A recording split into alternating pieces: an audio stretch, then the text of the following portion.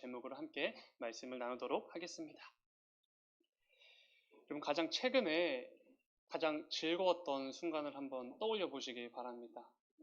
가장 즐거웠던 순간, 아니면 어떤 기쁨이나 감사나 감격으로 가득했던 그 순간을 한번 떠올려 보시기 바랍니다. 한 5초 동안만 생각해 보겠습니다.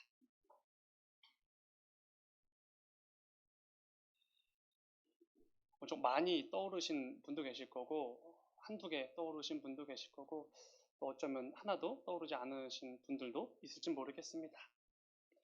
제가 이 즐거움이라는 주제로 제목을 정하고서 가장 최근에 제가 이 즐거움을 경험한 게 언젠가 좀 한번 곰곰이 생각을 해 보았습니다. 근데 이제 최근에 한번 제 삶을 돌아보니까 저의 즐거움보다는 이렇게 남의 즐거움을 이렇게 보았던 경험들이 많이 있었습니다. 저 고등학교 친구가 한 명이 있는데 이제 군대를 전역하고 나서 이제 직장 생활을 이제 곧바로 이어서 했습니다. 그래서 어, 저보다는 이제 비교적 이렇게 많은 이렇게 재정들을 이렇게 축적을 해 놓았겠지요. 근데 이번에 새 차를 뽑았다고 이렇게 저한테 자랑을 하는 겁니다. 그래서 근데 이제 이렇게 많이 모아두었으니까 굉장히 크고 아주 좋은 차였습니다. 그 얼굴이 얼마나 이렇게 즐거워 보였는지 모릅니다. 그리고 또 한 친구는 이제 저랑 같이 이제 축구를 하는 친구인데 이 친구는 이제 한 결혼한 지 2년 정도 되었습니다. 제가 결혼식에도 참여를 했었던 기억이 있는데 최근에 이제 소식을 들은 것은 원래 이제 전세로 이제 아파트에 살고 있었는데 최근에 한 아파트에 청약이 당첨이 되어서 굉장히 좋은 위치에 또 크고 좋은 아파트에 이렇게 들어가게 되었다. 한 2년 정도 남기는 했지만 또 그런 소식도 듣게 되었습니다. 또 그 말을 듣는데 그 말투와 표정에서 어찌나 또 즐거움이 묻어나는지 좀 부럽기도 했습니다. 지난 월요일 날 공휴일이지 않았습니까? 10월 3일 개천절 날 친한 목사님의 결혼식이 있었습니다. 제가 거의 한 4년, 5년 동안 이렇게 매주 월요일마다 모여서 함께 축구를 했던 굉장히 친한 목사님 형이신데, 물론 이렇게 평소에도 잘 웃기는 했지만 이분이 지난 월요일 날 굉장히 밝게 웃으시는 겁니다. 그 이유가 뭐냐면은 월요일 날 결혼을 하셨습니다. 그래서 이 사랑하는 이 아내분과 결혼식을 치르게 되어서 제가 가서 두 분이 있을 때 인사를 드렸는데 그분이 그렇게 해맑게 이렇게 웃는 게 가능한지 몰랐습니다. 제가 한 4, 5년 동안 봐왔던 모습 중에 가장 밝고 가장 즐거운 모습이었습니다. 저도 이 즐거움을 경험할 수 있도록 여러분들 기도해 주시기 바랍니다. 참 많은 기도가 필요합니다. 여러분들은 최근에 어떤 즐거운 적이 있으셨습니까? 아니면 지금 여러분들 삶 속에서 가장 많이 내 즐거움을 차지하는 영역이 어디십니까? 우리 사람은 이 세상을 살면서 크든지 작든지 즐거움이라는 것을 느끼며 살아가게 됩니다. 그런데 이 세상의 즐거움들이 너무나 중요하고 소중한 것은 당연히 사실이겠지만 그 즐거움은 안타깝게도 영원할 순 없습니다. 이 세상에 속한 모든 즐거움은 어쩔 수 없이 그 한계가 있는 것이지요. 그리고 때로는 이 즐거움이 굉장히 크고 영원할 것처럼 느껴졌는데 어떤 상황이나 문제나 어려움으로 인해서 그 넘쳤던 즐거움이 순식간에 사라지는 경험을 하기도 합니다. 아니면 그 놀라운 즐거움이었는데 어느 순간 반토막이 나 있는 것을 보게 되기도 합니다. 그런데 사도 바울은 오늘 본문을 통해 우리가 이 세상에서 잠시 잠깐 누리게 되는 그 즐거움들과는 비교도 할 수 없는 정말 놀랍고 정말 큰 참된 즐거움에 대해서 말해주고 있습니다. 오늘 이 시간에는 본문 말씀을 통해서 그 즐거움에 대해서 함께 나누어 보려고 합니다. 이를 통해 이 땅을 살아가면서 우리가 누릴 수 있는 이 세상의 즐거움들 참 많이 있고 분명 소중한 것은 사실이지만 그것과는 비교도 할 수 없이 더욱 크고 충만한 즐거움이 분명히 있다는 사실을 깨닫고 그 즐거움을 내 삶 속에서 하나님 안에서 마음껏 누리는 저와 여러분이 되기를 간절히 소망합니다. 먼저 이 세상의 즐거움과는 비교도 할 수 없는 크고 놀라운 참된 즐거움이 뭔지 좀 함께 나누어 보도록 하겠습니다. 오늘 본문은 이렇게 시작합니다. 1절입니다. 그러므로 우리가 믿음으로 의롭다 하심을 받았으니 우리 주 예수 그리스도로 말미암아 하나님과 화평을 누리자. 아멘. 우리가 믿음으로 의롭다 하심을 받았다 이렇게 말씀합니다. 그리고 이로 인해 우리는 예수 그리스도를 통해서 하나님과 화평 즉 화목을 이루게 되었다 이렇게 말씀을 합니다. 저와 여러분이 하나님과 화목하게 되었다라는 사실을 오늘 바울이 본문을 시작하면서 밝히고 시작하는 것이지요. 그런데 중요한 것은 이것이 바울이 말하고 있는 정말 크고 놀라운 참된 즐거움이라는 것입니다. 하나님과 화목하게 되었다.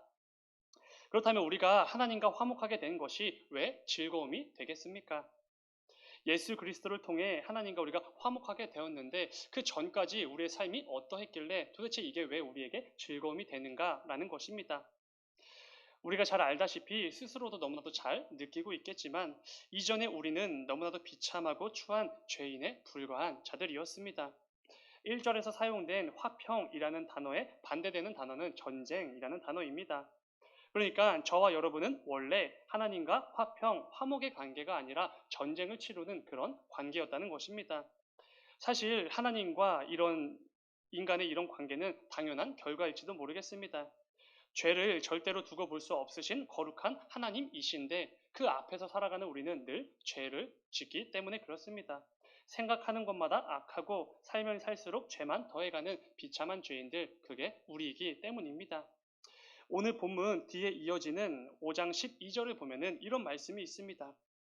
로마서 5장 12절입니다.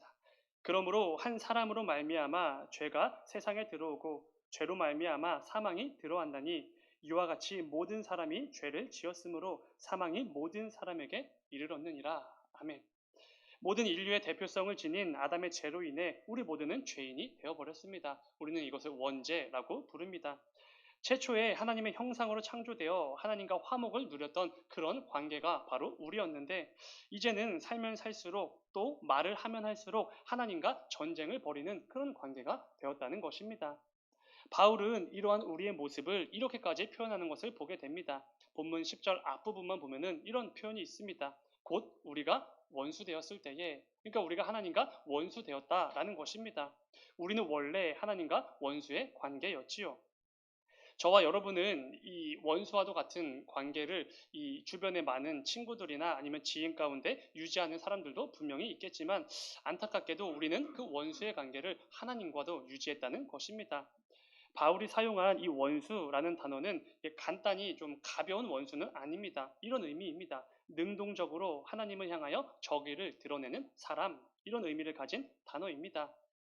바울은 어떤 단어를 사용할 때 그냥 사용하는 법이 없지요. 그의 그 똑똑한 지혜와 능력과 경험을 가지고 잘 표현한 것입니다. 그냥 가벼운 원수가 아니라 하나님을 향하여 언제나 능동적으로 적대감을 가지고 그것들을 마구 드러내며 살아가는 원수들, 그게 바로 우리라고 말하는 것입니다. 우리가 잘 아는 것처럼 바울이 고백했던 내가 죄인 중에 괴수라, 이 표현은 절대로 그냥 하는 말이 아닙니다. 바울은 자신의 죄인된 모습을 생각하며 정말로 그렇게 생각한 것이지요. 하나님은 죄를 가만히 내버려 두는 것이 불가능한 분이십니다. 왜 그렇습니까? 공의의 하나님이시기 때문이지요.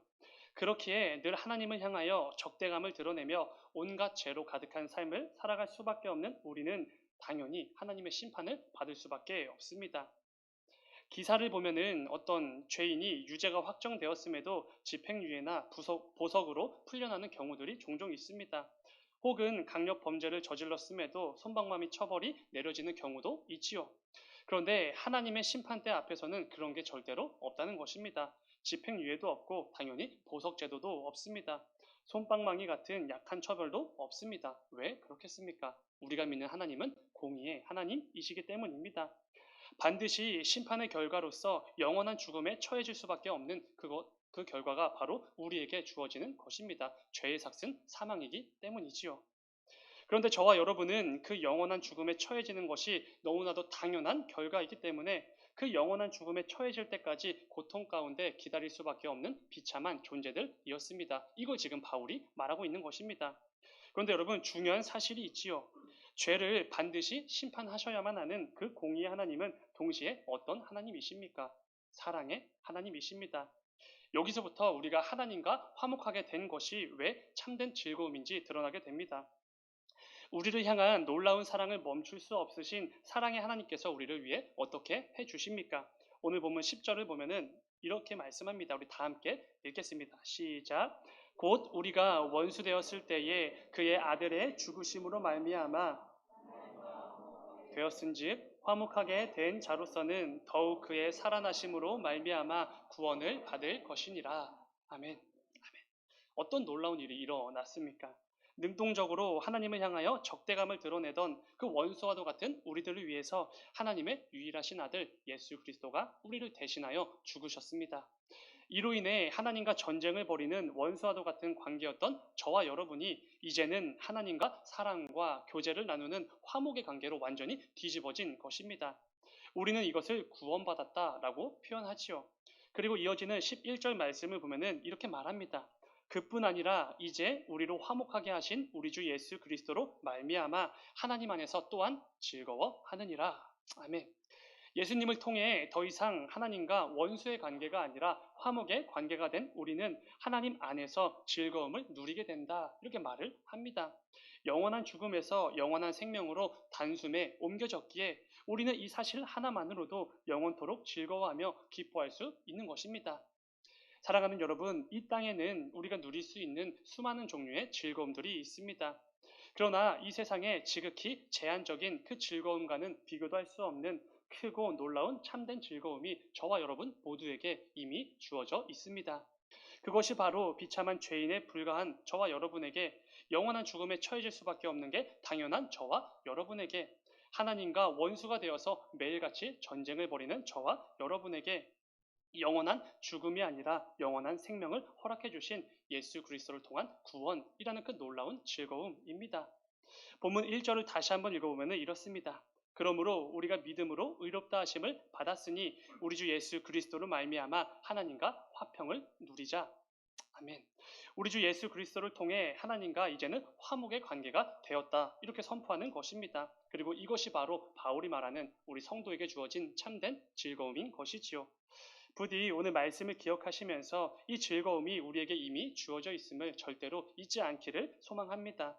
내 형편이나 상황에 따라서 조금 줄기도 하고 꺾이기도 하고 그런 즐거움이 절대로 아닙니다. 어쩔 때는 넘치고 어쩔 때는 바닥을 치고 그런 제한적인 즐거움도 절대로 아닙니다. 이 세상은 알 수도 없고 절대로 줄 수도 없는 우리에게 영원한 생명을 주시는 우리 주님을 통한 참된 즐거움입니다. 이 사실을 반드시 기억하시고 이 땅을 살아가는 동안에 이로 인해 늘 기쁨과 감사와 감격이 넘쳐나는 하나님 안에서 참된 즐거움을 누리는 우리 모두가 되기를 주님의 이름으로 축원을 드립니다. 지금까지는 기본적으로 하나님과 원수된 우리가 늘 하나님을 대적하며 하나님과 전쟁을 벌이는 그 관계에서 단숨에 하나님과 사랑과 교제를 나누는 화목의 관계로 뒤집어진 이 놀라운 즐거움에 대해서 나누었습니다. 그렇다면 이 사실을 알게 된 우리에게는 이 부분이 너무나도 중요할 것입니다. 하나님과의 그 화목함을 우리가 어떻게 얻게 되었는가라는 부분입니다. 앞서 잠시 나눈 것처럼 우리는 예수님을 통해 하나님과 화목의 관계를 얻게 된 것입니다. 잘 알고 있는 사실이지요. 그렇다면 구체적으로 우리 주님께서 뭘 어떻게 하셨기에 우리가 하나님과 화목하게 되었는지 이 부분에 대해서 함께 나누어 보도록 하겠습니다. 이 부분은 저와 여러분이 늘 기억하고 붙들고 있어야 할 너무나 중요한 부분입니다. 먼저 오늘 본문 5장 1절 앞에 위치한 로마서 4장 25절을 읽어보려고 합니다. 4장 25절과 5장 1절은 사실 이어서 읽어야 하는 말씀입니다. 제가 읽겠습니다. 로마서 4장 25절입니다. 예수는 우리가 범죄한 것 때문에 내줌이 되고 또한 우리를 의롭다 하시기 위하여 살아나셨느니라. 아멘. 예수님께서 우리의 죄 때문에 십자가의 자신을 내어주셨다. 이렇게 말씀합니다. 그리고 하나님의 심판을 받을 수밖에 없는 죄인에 불과한 우리를 의롭게 하시기 위해서 부활하셨다. 이렇게 말씀하지요. 그리고 이어지는 5장 1절입니다. 그러므로 우리가 믿음으로 의롭다 하심을 받았으니 우리 주 예수 그리스도로 말미암아 하나님과 화평을 누리자. 아멘. 이렇게 말씀이 이어지는 것이지요. 우리 예수님의 십자가의 희생으로 우리의 죄가 해결되었고 구원받았다는 이 놀라운 사실을 믿는 저와 여러분은 그 예수 그리스도로 말미암아 하나님과 화목하게 되었다. 이런 말입니다. 이것이 바로 모든 죄인들에게 갑작스럽게 들려온 구원의 기쁜 소식 복음입니다. 그런데 바울은 복음이 무엇인지 그 구원의 은혜가 얼마나 큰 것인지 더욱 분명하게 가르쳐 주시기 위해서 굉장히 특별한 방법을 사용하는 것을 보게 됩니다. 특별히 우리 아까 함께 본문을 읽으면서 느끼셨겠지만 오늘 본문에서는 즐거워하다 이런 표현이 계속해서 반복됩니다. 2절과 3절 그리고 마지막 11절에서 계속해서 즐거워하다 이런 표현이 반복되지요.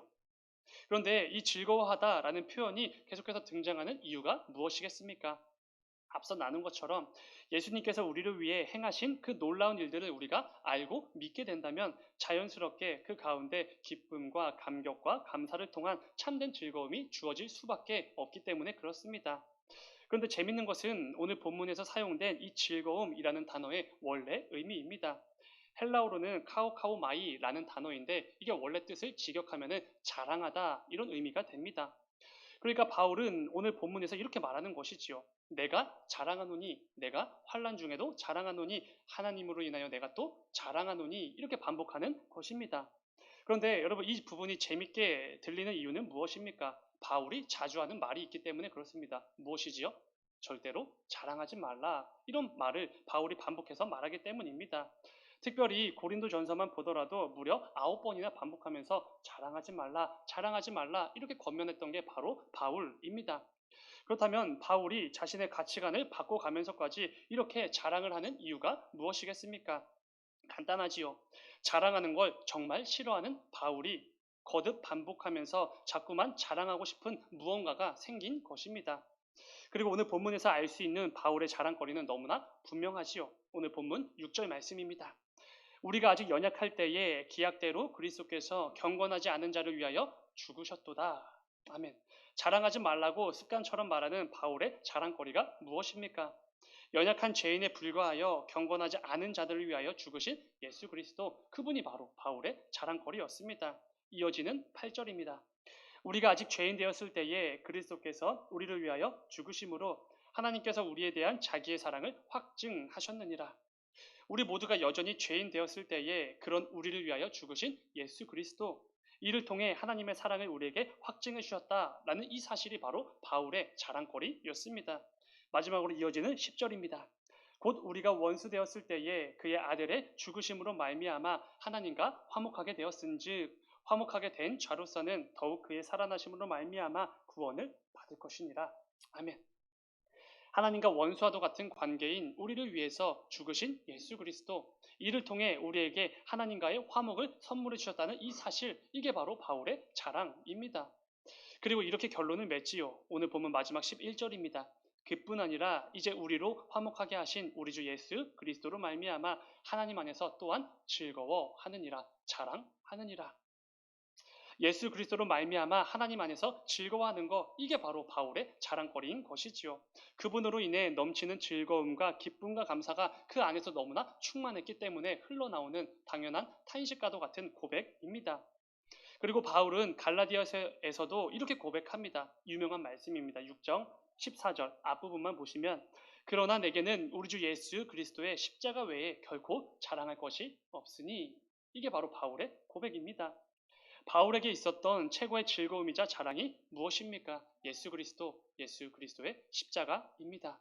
왜 그랬겠습니까? 간단하지요. 우리 주님의 그 십자가를 통해서 이제는 하나님과 화목의 관계를 이룰 수 있게 되었기 때문입니다. 우리 주님의 사랑과 희생으로 우리가 영원한 죽음에서 영원한 생명으로 옮겨졌기 때문에 이렇게 고백하는 것이지요. 이 놀라운 구원이 주어졌는데 어찌 즐거워하지 않을 수 있겠습니까?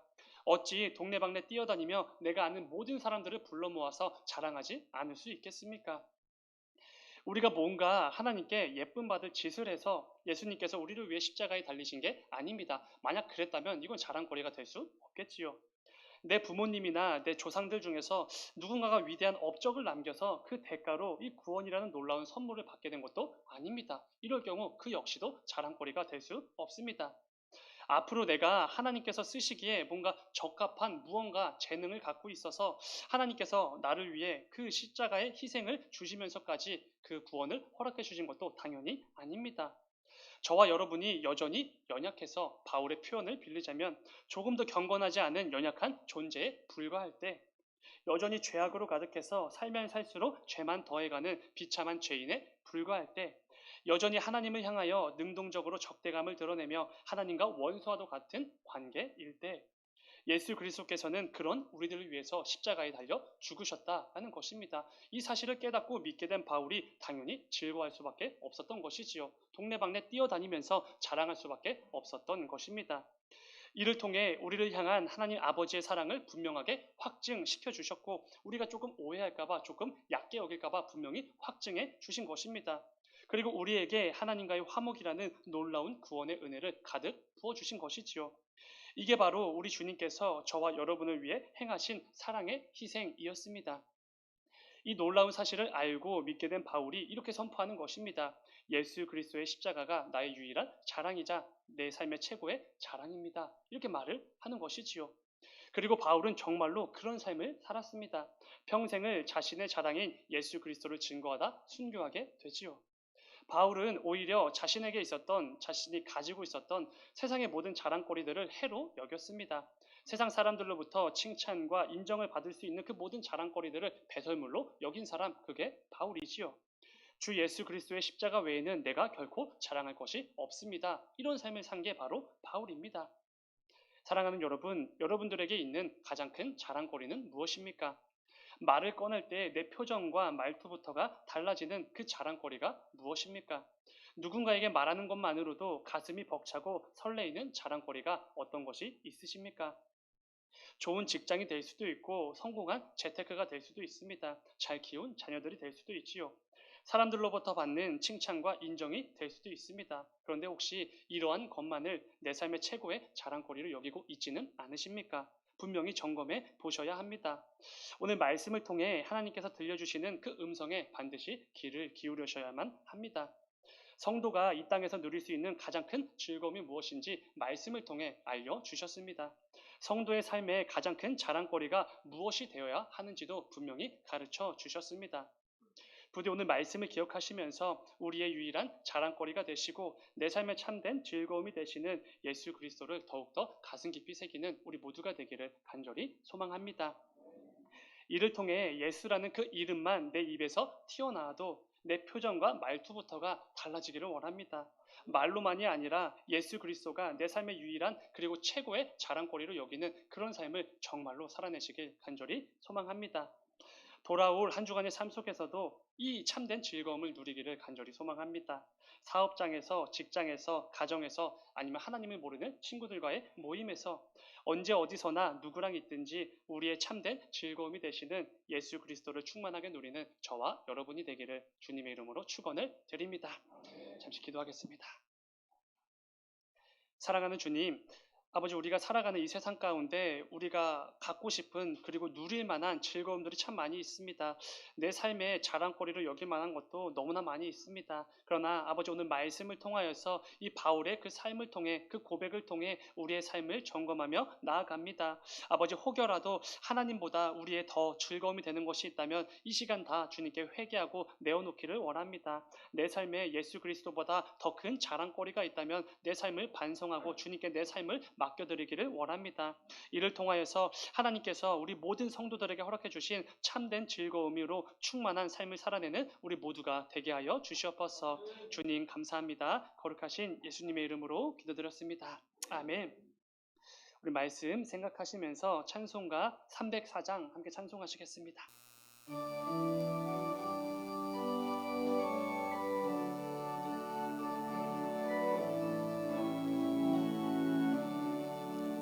크신 하나님의 사랑 말로 다 형용 못하네. 저 높고 높은 별을 넘어 이 낮고 낮은 땅 위에 죄범한 영혼 구하려 그 아들 보내사 화목제물 삼으시고 죄 용서하셨네. 하나님 크신 사랑을 측량 다 못하네.